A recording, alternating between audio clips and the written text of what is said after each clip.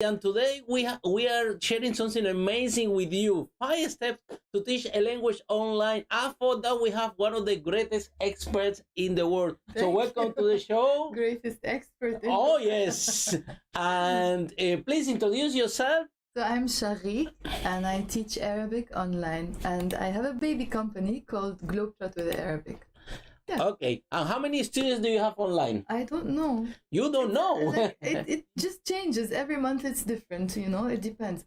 But in total, you mean on social media or on my platform on Zoom where I teach? Which one? On social media, I have around 8,000 plus. And with my students, it depends. Sometimes the number is per month just 10, sometimes 20, sometimes 25. It depends. So how is the life of a teacher, the fulfillment of the teacher? Do you think that making a big difference to people's life and your students? So what is, my dad is a teacher, also my mom. I grew up, and now I'm a teacher as well. I do my workshops in Polish speaking. So I think that it's a second nature for us teachers that we dedicate our life to be a serve to others. Sometimes, do you think that the teachers are well recognized worldwide? Or they need more recognition? No, I think things are changing because we are taking things we are now in charge of what we deserve. Before, maybe teachers used to teach in schools or in universities, and they were always recognized based on their institution. Now we put the effort, and we can, get rewarded by our hands. We don't have to wait for. Yeah, that's fantastic. I think that this is a big progress in the education system, that today we are able to teach online, to have our students online. And I think that are those students that like, comment, and engage with the platform, that is a better measure of the quality of the... Of course. And it makes you more motivated because you feel, rewarded. You feel, you're not just putting... Yeah, okay, it's nice to put things out there and help people, but how can you help people when you're not helping yourself? And it feels more motivating when you're feeling it's more, reciprocal. And do you find it hard sometimes that you want to go and teach? I remember sometimes we have to prepare the lessons. It's very exhausting to prepare the lesson. Sometimes you don't even feel like speaking, Sometimes you even have, personal problems and issues. We all have them, but you have to be there, Yeah. I think that when we jump into the lessons, all these problems go away. Sometimes when I think that the students, they give you this edge that help you. Sometimes they go away, sometimes they stay, but you don't have to show it. Yeah. Like, even I say this to myself, I'm not good at hiding what I feel. When I'm feeling very happy and motivated, it's immediately showing in my face. When I'm feeling bad, okay, I'm not going to class and giving a bad face, but it shows that I'm not wow, bubbly and happy. I'm not good at hiding it, but I still make sure to deliver a good quality lesson. With my students, sometimes they're not here to see your personal. With my students, sometimes I'm exhausted. I feel that I don't want to teach, but when I switch on the computer and we start the session, especially when they become your friends. They become your friends. Of course. Sometimes there are groups I just don't feel even I'm working. I'm just sitting there with my friends, and I happen to be there teaching them something, and it's amazing. So today we're gonna be discovering a subject that you are really, really interested, every single one of you. Basically, 5 steps to teach a language online. And today we are going to talk about this subject because I will say successfully. You have your online academy where you do the lessons in Zoom. We see your students at the YouTube channel, which is doing fantastic. And in your opinion, what would be the first of the 5 steps to teach a language online? Okay. I'm gonna do things in a different way. I'm not gonna tell you, okay, step number 1, you can do this, step number 2. I can tell you what I did, how I started, and how it was flowing. So just to let people know, I run 30-day challenge courses. I don't usually do classes that are, drop in once a week or twice a week. They are 30-day challenge courses, so people have to be very, how can I say, um, ready to give that 30 days to the courses. So I started before the pandemic, 2 years before. So the work started before I started teaching online, putting free content on YouTube, putting free content on Instagram. Why? Because people see your method, how you teach. They even recognize your personality, because a lot of teaching is personality as well. It's not just having the right techniques to teach. What made you to think that you want to become to that? Because it was a coincidence. Wow. Yeah, I was studying at university, and I thought, because I come from Lebanon, I was looking for jobs at the same time, like part-time jobs, because you can't work full-time when you're studying. So I found a job. I thought, oh, why can't I teach Arabic? So I was teaching in different universities. University of Westminster. I worked in the FCO and the Foreign Office. Wow. And worked with diplomats. And then I realized, oh, there is a big market in teaching Arabic. Why don't I do it by myself? And after working 5 years there, I stopped and I started working on my own, but in a different way, because usually people teach the classical language, classical Arabic. So I thought I can teach the spoken Arabic, because it's totally different. It's because when people learn classical Arabic, it's like you're speaking Shakespeare's language in the street. Really? In London. So I thought, why not teach really the language that we actually speak? So I started doing that. And I started putting YouTube videos very consistently. And it was so slow, even until today, how much of an effort. It's very slow. You put a video and then you check, oh, all this effort, I barely have 100 views or 200 views, And then I called the company Globetrot with Arabic, because I like to be free and teach whenever I want and not be bound with time and place. Whenever I want to travel, I like to go to dance festivals. I like to dance like Mary. And I want both dances. Yeah, that's why I called it Globetrot with Arabic. So the COVID started, and I was lucky that I was already building up for 2 years before COVID. And suddenly, work flipped. When work was here, it became here, because people became less reluctant to learn online. Before, I used to say to my students, let's learn online. No, I want to do face-to-face with you.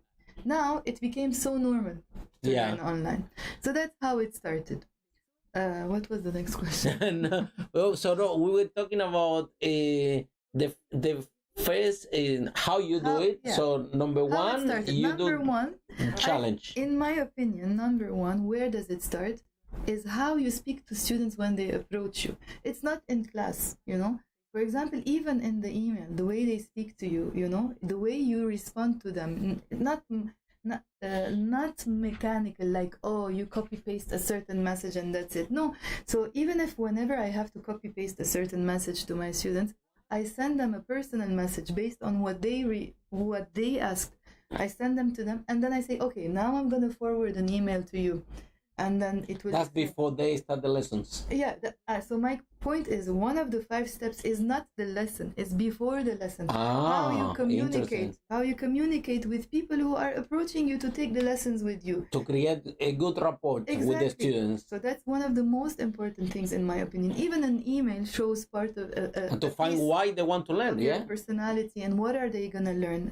So in that email, so number one is rapport, in my opinion. And that also includes how well you are organized and prepared. For example, if they come to you and you say, oh, okay, I'm going to teach you, but then you don't have a plan. So when I email my students, I show them a 1, 2, 3, 4, 5. This is what you're going to learn. A system, a blueprint, yeah? Yeah. And most of the times, day 1, you will achieve this. Day 2, you will achieve this. So people like to see that they really... The outcome, yeah? Yeah. Now, this is not always possible. It depends. For example, if I'm teaching live, of course, everything is going to change. Sometimes they ask you questions, you divert. And so it's not possible for me to say, okay, exactly this you're going to learn day 1 and we're going to stick to it. But this works when I'm selling my 30-day challenge courses that are pre-recorded, because they know, okay, this is what they're going to learn and that's what they're going to achieve. So showing them a proper lesson plan, a well-written lesson plan that is also written in a fun way, not too serious, like, oh, Yeah, know? exactly. So So like this, you keep the students engaged, right? yeah, even before they start. It's a great challenge in the world to keep the students engaged. We have to use a lot of accelerated learning techniques and Yeah, what we call especially it. when it's online, people are sometimes, like Oh, daydreaming, checking their phones. we have to play music, we have to do clappings, we have to do a lot of things so to keep them engaged online. It's a different space to even if it was hard to keep them paying attention live, imagine online, right? It Yeah. has become a big challenge to get the students engaged. Yeah. So I think that is to find out first with that rapport what they why they really want. So you want to learn. So the whole lessons are in Arabic. Yes. Yes. Oh, so you start with very low level for those one that doesn't. From absolute beginners all the way to advanced. Regular from where they're coming from? Yeah. Everywhere? Totally different parts of the world. Wow, really? Like I have students from Canada, all over America. I had one from Korea, China, all over Europe. Yeah, and it's so nice when they all go together. Yeah, really, really nice. And we create all these friendships that, like, even when the course ends, we feel like sad. Like, oh, we will miss each other, and sometimes we lose touch. Sometimes we get back in touch again. All of this. So yeah. Yeah, it's very good also to establish these long-term relations with the students as well. We have our graduates and they still hang around and they graduated for 2 years and they still yesterday when you went to the party, most of the people there is our ex-graduates, our ex-students, they still are hanging around and they're coming to see us. So it's very rewarding experience. Of course, it's beautiful. So number one is to create the rapport, to actually communicate with the student that is important. It's definitely important for them to learn, but it's important also for you that they're gonna get a specific outcome out of the and lessons. Make them feel comfortable about you, who you are, to work with you. And then the second step. When you're telling me first, second, third, I'm just getting like really anxious. I'm guiding you. Okay. So, for example, another important thing. Let me say another important thing would be like, okay, now we're not even in class. Before class, one of the things that we were speaking about already, that us, this I'm reminding myself. I'm not like preaching. I'm reminding myself to do this, to feel good about yourself as much as you can before you go to these lessons. Because our job is to speak to people. It's not just sitting in front of a computer and doing your own thing. So doing more of the things that we like exercising, whatever, doing the gym, walking, dancing, all of these things. So we become more joyful, so that when we come to class, we are more joyful and we give that to the people who are working with us. So don't forget yourself when you're working. Don't leave yourself to the point of like draining yourself and overworking to the point that when you are in class, you're not able to give as much as you can give to these students. So I'm reminding myself of this because I was one of the people who totally got carried away with work and forgot myself. Yeah, like I said, the is to get yourself on the right state of mind. Yes, 100%. I think that as teachers we have a higher obligation, right, to perform the best for our students, right? And we owe it to them, and sometimes we do to do the work on ourselves. Yes. Yeah. So I think that would be the second step. Is actually powerful. Before you go out and teach others, work on yourself, work hard on yourself. And like we said, sometimes we have happy days, sometimes we are concerned, sometimes we have different issues going on. Yes. But I don't know. What do you suggest? Maybe go to the gym before lesson? Yeah, like now what I'm doing is I'm going more to the gym. I'm dancing much more. I'm trying to walk. I'm seeing more friends, because we were locked and we kind of lost touch with ourselves, with everybody, and people, So now I'm trying to do this more often. I'm trying to put the effort. Even when I want to work things, create content on my own, I'm taking my laptop, going and sitting in a coffee shop or something, just to have a different place of work and see faces and have a breath. See people, yeah, because we have been in lockdown way too much in front of the computer, yeah. So we need to see people again. Exactly. Actually, this Saturday we starting our events every Saturday now here in London physical with people again. Finally, Yeah, we just opened the roll of banners again after 2 years that were packed, and we seen our all the pictures. dust. No, our dust and our pictures. Well, I used to be more skinny 2 years ago. Yeah, yeah. Well, I put on more than 10 kilos. So. Anyway, so and then the step number 3 is to have a like you were on a different approach. Do you think that challenge is the best way that can keep the students motivated to learn? At least it's working very good for you. Yeah, it works very good for me because it keeps students, there for 30 days. But people have different learning methods and teaching methods. I agree. For me, why did I think this one will work? Because even before thinking about doing a 30-day challenge with students, like teaching them, I like to do 30-day challenges for me. Like, for example, I'm learning the piano, okay? Mm-hmm. I say, okay, I'm going to play the piano every day, even if it's half an hour or 1 hour, every single day for 30 days. And I have a calendar and I take, okay, day 1, I did it, day 2, I did it, day 3. So it makes me feel like I'm achieving something in 30 days. Even when I want to exercise, I do this. I do this when I'm dancing. I want to dance 30 days non-stop every single day for 1 hour. And by the end of the 30 days, I start saying, oh, I can do this and I can do that. So it works. And that's why I like to do it with my students, and they are happy. People said that it takes 20 60 days, 90 days, sometimes 120 days. I have students who stay for 1 year. They go come back. Yeah. So they are, like I said, it's a studies behind that. It takes 21 days to create a habit. So even if you put it for 30 days, I think that it's enough time to get the students immersed and create that habit, and then they go into the system. Especially that it's a language, and it's not easy to find people to practice with, to speak with, and to travel to that country. It's like a mini trip to that country every day. You are forced to hear it and speak it. Yeah, I think that behind what is the challenge, what is itself actually is a habit. Create a habit that the students allocate time and effort and the commitment for them to learn, and 100%. That becomes a habit.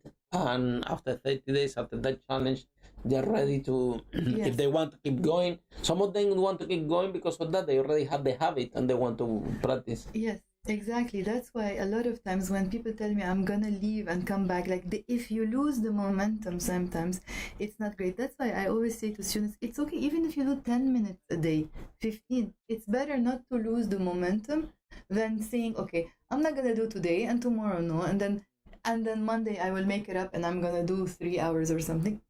It doesn't work sometimes like that. You lose. Maybe it works, but sometimes people lose the momentum. So ideally, even if it's really just 10-15 minutes a day, it's not bad. And creating the habit of doing things, I always say to my students, like doing things alone as well, not just in class, outside of class, reviewing and doing things.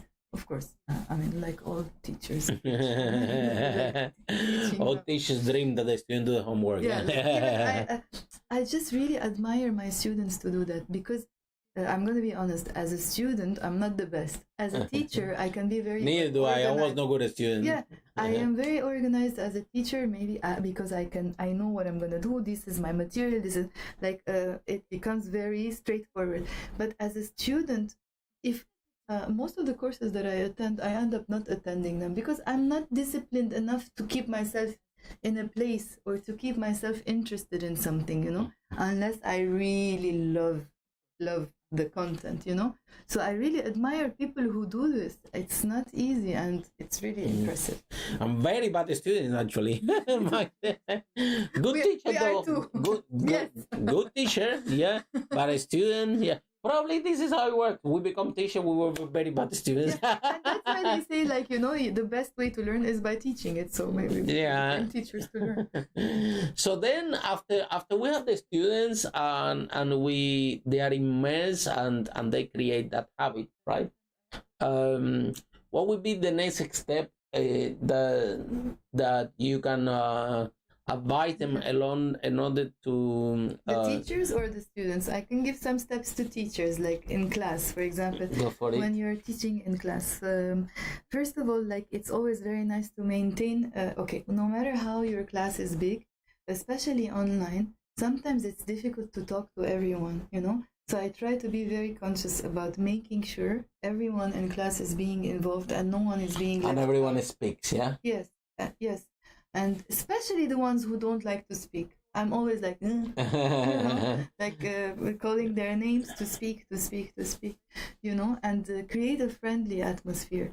What helps a lot to create a friendly atmosphere is like, sometimes there are little details in technology that help us. For example, the Zoom rooms.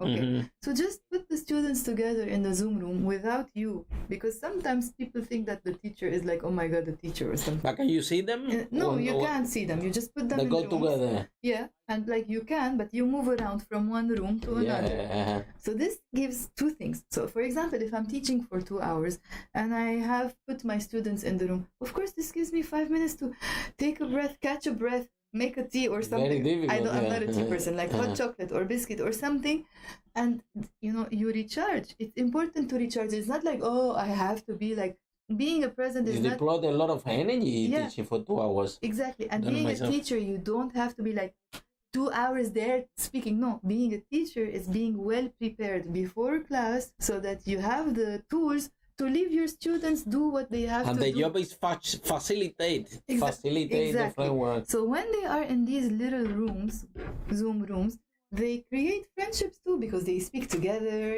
and then I come see them, they have questions, I move to the next room and the next room. So if they are a big class, they don't talk to each other. So if they are in these rooms, they practice together, it becomes much more of a really, really nice group of friends. And they all speak in the yes, so all they the have all a chance to practice out loud. Yeah, and so basically, I think that another way, and this is far from accelerated learning, one of the most effective way of learning is when people learn in groups. Yes, because they all participate. Of course. So this what you're doing in rooms is a very, very effective way. And they are not shy to ask questions. For example, like if I make a mistake, somebody is correcting me, I always make a point that you are not in the groups just to listen to someone's mistake and then just stay quiet. No, you are there to correct someone, and then that someone, without judgments or anything like that. Even live, I put them in groups as well. Live? When I'm teaching them live, also yes, in group of 6 on the table. Yeah, is put 5 or 6 in group table, because like this, all the students interact by themselves, and you just facilitate the room. Of course, yeah. So, what do you prefer? Have you ever have a fear of public speaking or how when you started your lessons, right?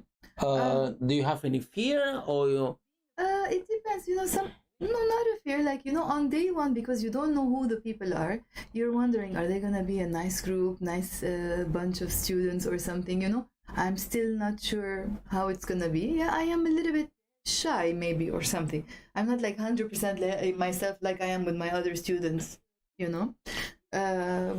so you never experienced this fear of speaking in front of the camera? No, I have a lot of fears but I got used to it with the camera. Of course, I got used to it from YouTube and stuff. But yes, I have fears of, for example, seeing. Before start teaching, you started to do YouTube, right? Yes. And you get familiar with the camera now? Yeah, but it's always like there is that little, not fear, but like what gave you the idea to start the YouTube channel? What gave me? I don't remember. I don't even remember how I started it. Like I was thinking about, what can I do on my own? Okay, yes, now I remember.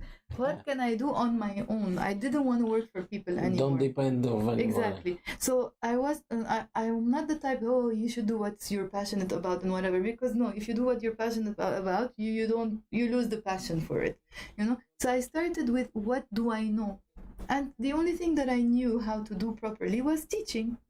So that's why, as I said, I was teaching. So I thought, okay, I should do a YouTube channel so I can grow my channel and stuff like that. So I started with what I know. I have lots of projects and plans that I like to achieve, but until now, I don't know how to do them, and I don't have the funds to do it. So once I have, maybe one day, I don't know how so maybe one day I can achieve them too. But yes, I do have some fears. Not me with teaching, but for example, I was saying when it comes to singing, I have a trauma. I can't sing in front of if it's a small group, I can't. If it's a big group, I can. It's strange, right? Really, this one can help you. This is no. Yeah. So meaning that so we would say that you prefer to speak in front of the camera more than to speak in a live audience of, like you said, 500 people. I don't know. No, I think, well, it's just for me. It's just the first minute or two, that makes you feel a little bit. But I have less fear of speaking in front of a big group than a small group. Really? Yeah. So the small groups are Yeah, because I'm saying speaking because I never really spoke in front of big groups, but I sang in front of like bigger groups, and it's much easier. Do you like to sing? Are you a Yeah. singer? I sing. You sing? But I know nobody really knows because I have a trauma to sing. That's Yeah. like I feel, not trauma. Is it the word? Fear, like phobia. Phobia, yeah. Not trauma, no. Phobia. I'm scared of doing it. So that's part of speaking and public speaking. Yeah. So definitely it is the most important everything. Remember, with the phobias is the same that you do for the classes. You change your state. Yeah. If you do exercise, you jump, you're really happy, and then you go there and sing. There is no, you cannot be scared. Yes. When you're happy and energized. Yes, exactly. It cannot be. It doesn't 100%. Go together. So and when you do, you change. When you practice. I think that this is the fear of public speaking. Actually, everybody comes and I always said there's no such a thing as fear of public speaking. I do an exercise in our trainings when I ask them, raise your hand who has fear of public speaking. And then I never spoke on the stage before. And then maybe half of the room raise their hand. I say, okay, 5 of you come. And they come in, they go into the stage, and they're thinking, no way that I'm speaking. Then I take the microphone and I tell them, what's your name? And they say your name. What's the name of your dad? How old are you?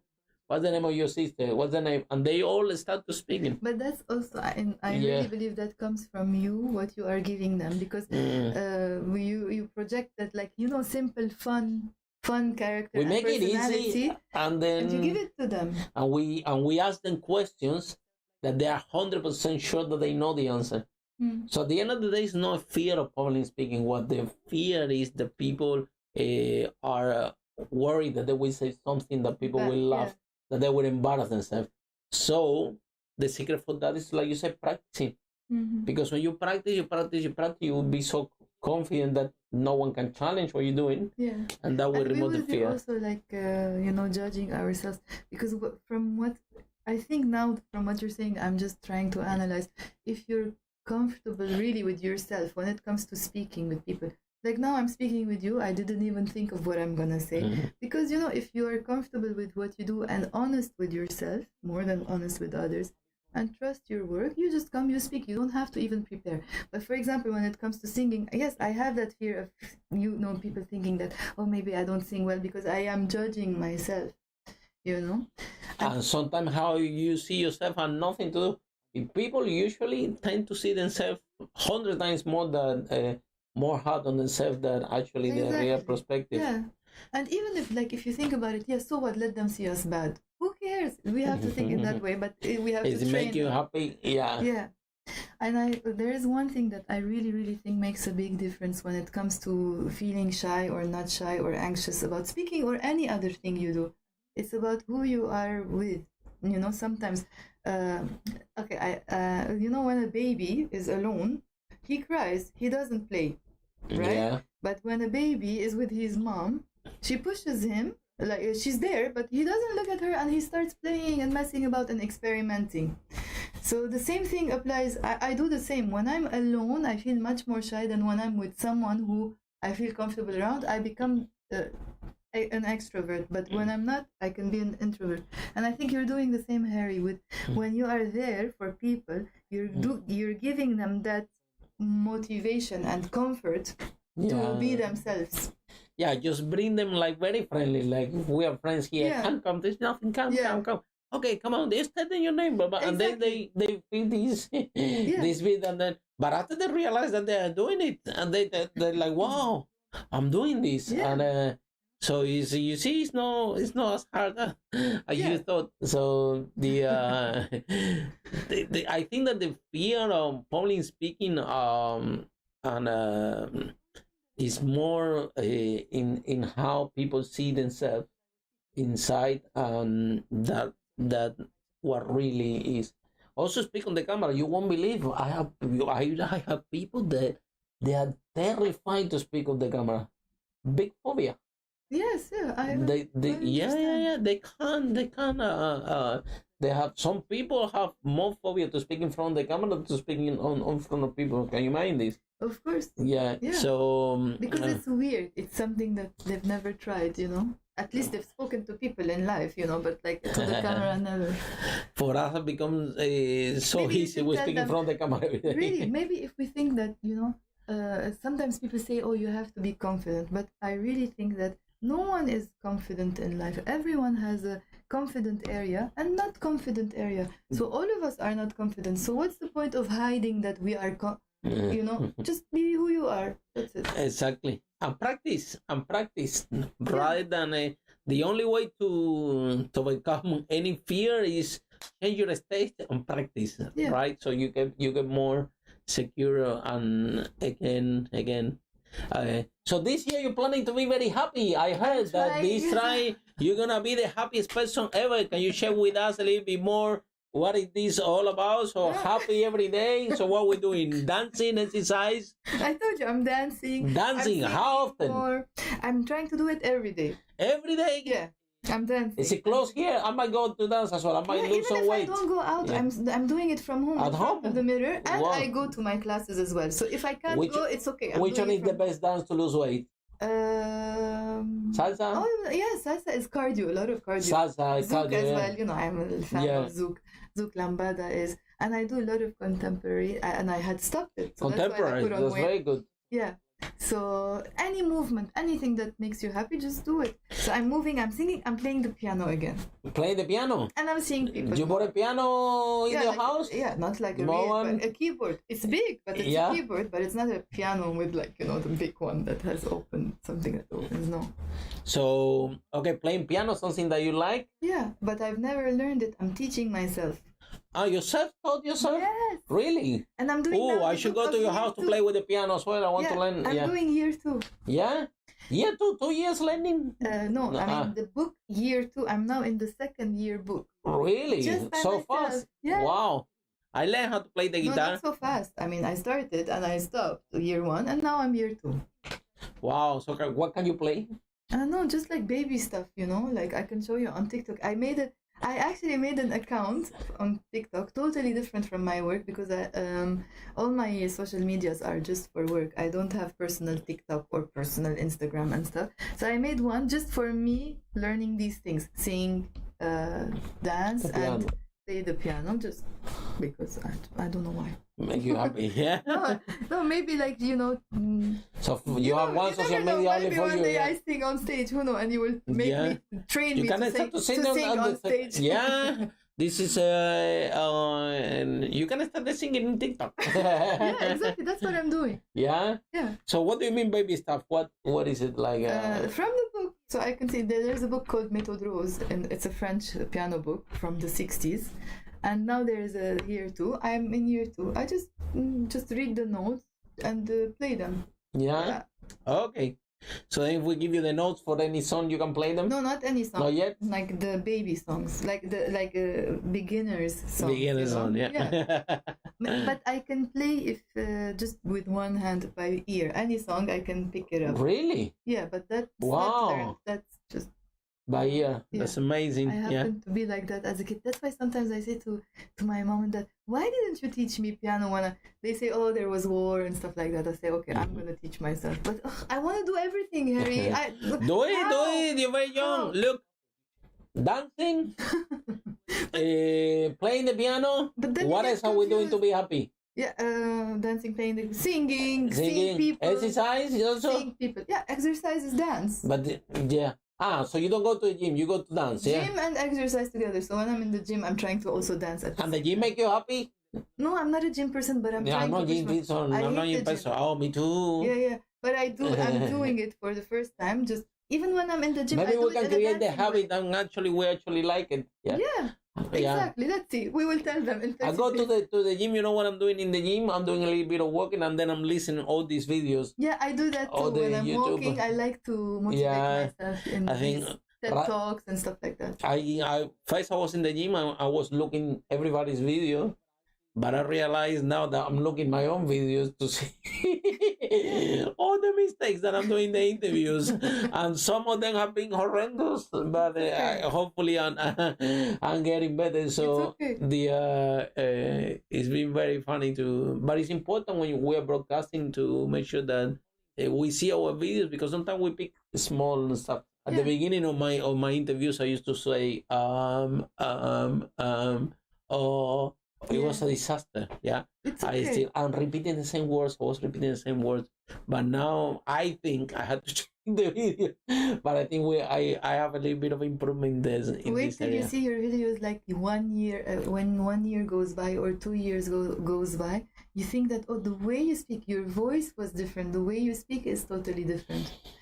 Well, you know, one thing about teaching online, let's say not on Zoom but on YouTube, that I like, and I am against what everyone tells me to do. You know, for example, even my mom tells me, why don't you, today I have makeup because I want to feel good about myself. But even when my mom tells me, you always do your videos without makeup, put some makeup, or for example, there is the extra editing and stuff like that.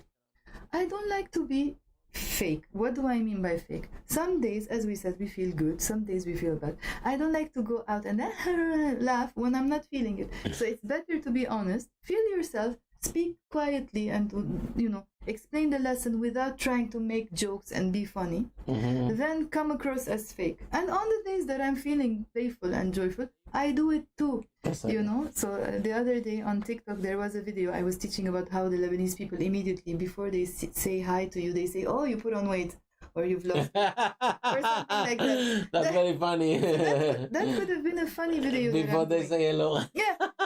So I should have recorded a funny video doing that, but I wasn't feeling myself, so I recorded just a video explaining that the Lebanese, when they see you, they will do that. I didn't even make funny things, and it was a video that had so many views, even if I didn't try to, so just what is that, TikTok? Yes. So I just be honest with your state on the day you are on the camera. I think the social media more and more the audiences are more following the reality in the real person. Even in Lily's social media and Facebook, she used to have this post before with professional pictures and phrases and everything. Exactly, yes. And then one day she stopped and she started to put pictures about her with no makeup. Basically, sometimes with makeup, sometimes with no makeup, how she feels. like she feel and everything. Yeah. And it went from 500 likes, sometimes to 2,000 likes, sometimes to 4,000 likes. Yes. It completely. So we actually stopped to do all these professional pictures and phrases like this in the social media, because people at the end of the day they want the content. They were more interested in the real person, how it is. The person, the content, someone who makes you feel comfortable. It doesn't have to be like professionally. Like if you check my videos when I started, they were much more like in my own way professional. They weren't professional, but like more edited with lights. Now I don't even do that. First of all, because if I want to be consistent every day, you have to be ready to go. Yeah, you have to have time to do all of this. I don't have time, and I still don't have the financial means to hire people to do it for me. So I have to do everything on my own. So I don't want to sacrifice content or consistency. So I sacrificed the super editing and the lighting and the makeup for now. Yeah, exactly. So, and how about, tell me about your course online, this one. You already recorded? Yeah, I have. Do you finish? I have five of my courses recorded so far. 5 courses? Yeah, and I. How long are these courses? 30-day courses, everyone. 30-day challenge courses, all of them. 30-day challenge? Yes, and there's material for every day from Monday to Friday, Saturday and Sunday suggested homework. Yeah, so I have. I like to call my courses general courses, not intermediate, and just the beginners course. I like to call it beginners because they don't know anything still. But I like to call the courses General 1, General 2, General 3 because people have different backgrounds, different levels. It's not like you have to be here and then go to there. No, you can be here, come back and do this. It's not like... So yeah, I'm recording all my courses. Where are you recording? At home? Yours. Yeah. So for now, I'm... And then you package them, and then people can purchase this online even without you, right? Yes. Okay, how much are the courses? Do I have to say it now? Not yet. Okay, no, it's a secret.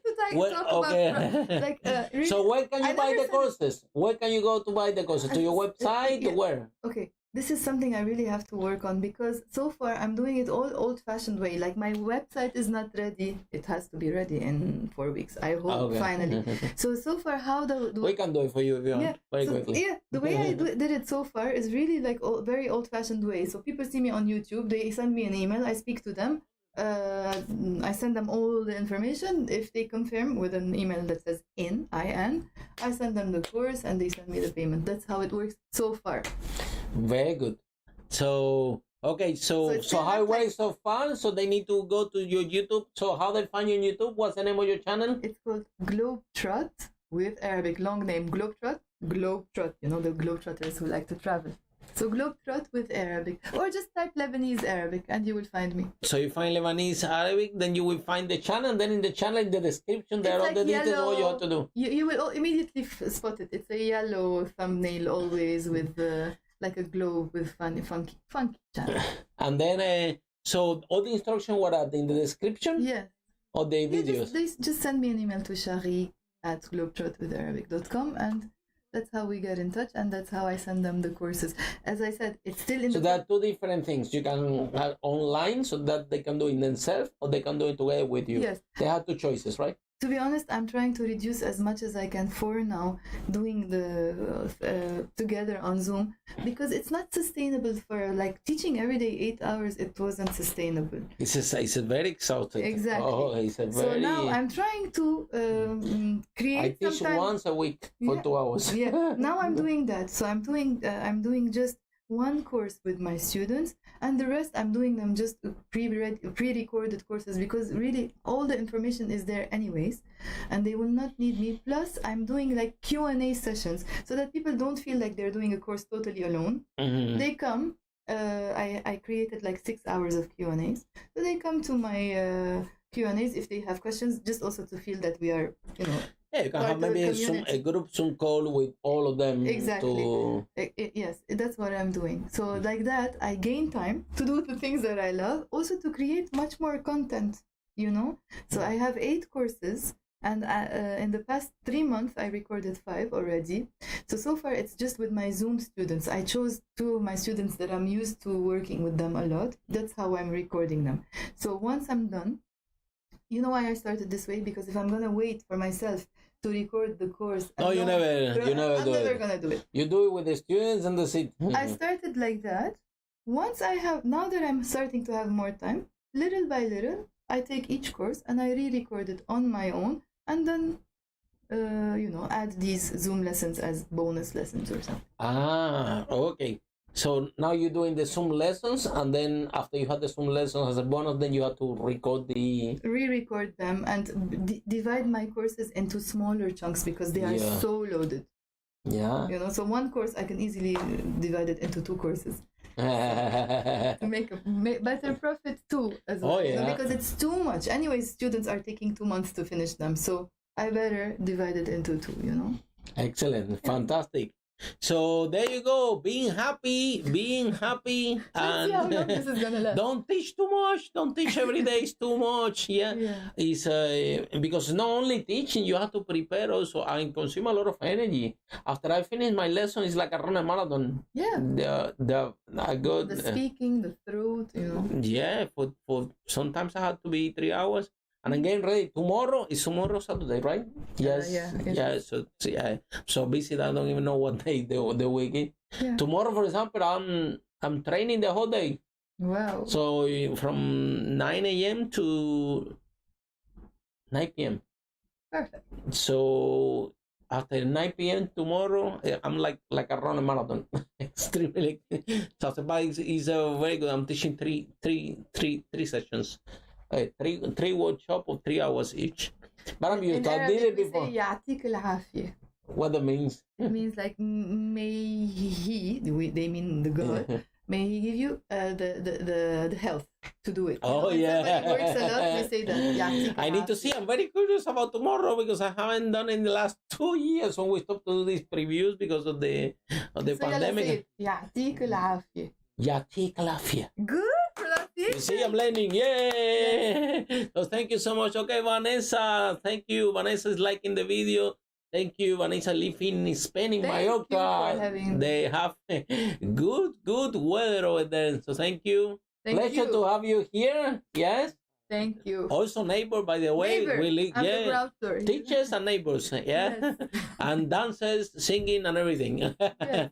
So thank you so much for Thank joining the interview. Been a pleasure. Yes. For me. Keep doing the good job. And remember, if you want to learn Lebanese Arabic, all you have to do is visit the channel. Yeah. And then in the description are all the instructions that you have to follow. And there you go. It's very good. Learning a new language. It's very good to finding jobs. It's very good. Even here where we live, this area. Where it's also very good for the brain, because really?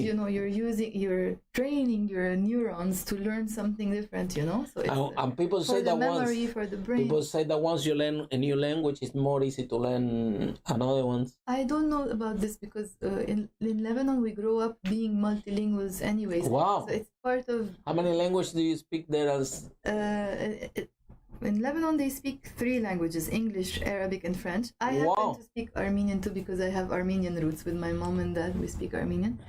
Half Italian. I can speak half Italian. Like 4 and a half there languages.